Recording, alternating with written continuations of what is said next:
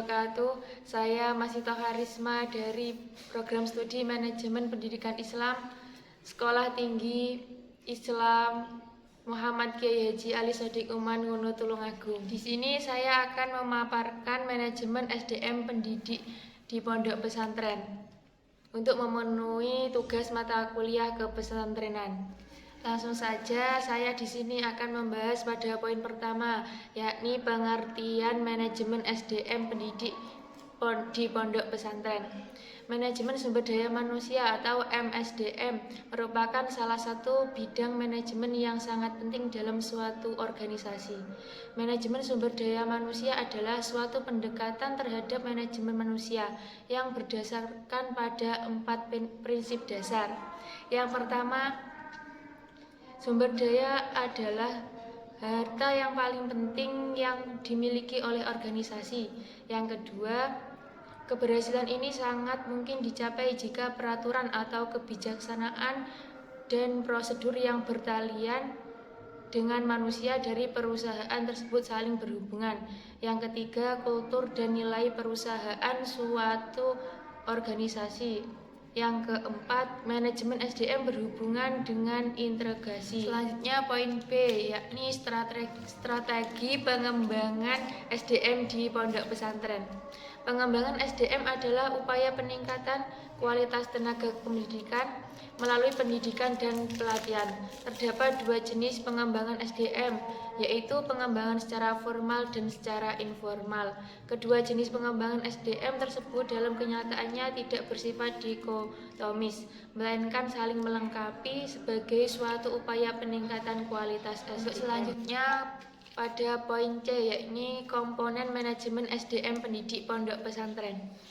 Komponen manajemen sumber daya pendidik dapat dikategorikan menjadi 2. Yang pertama, komponen personalia merupakan proses pengelola pendidik sebagai bagian dari tenaga edukatif di lembaga pendidikan. Yang kedua, komponen kinerja dan proses pengelola tenaga pendidik sebagai bagian dari tenaga administratif. Selanjutnya, poin D, yaitu proses manajemen SDM pendidik di pondok pesantren. Proses manajemen sumber daya manusia pendidik di pondok pesantren melibatkan sejumlah langkah yang penting untuk mengelola pendidik secara efektif. Berikut adalah langkah-langkah dalam proses MSDM pendidik. 1. Perencanaan MSDM. 2. Rekrutmen dan seleksi. 3. Orientasi pendekatan. 4. Pelatihan dan pengembangan. 5. Evaluasi kinerja. 6. Pengajian dan penghargaan. 7. Pengembangan dan karir. 8. Kesejahteraan dan dukungan. 9. Komunikasi dan kolaborasi. 10. Pengelolaan data.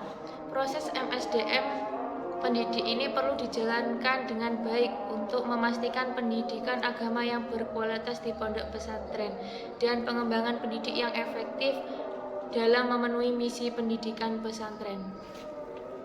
Dilanjutkan pada poin E atau poin terakhir, yakni fungsi dan tujuan manajemen SDM pendidik pondok pesantren.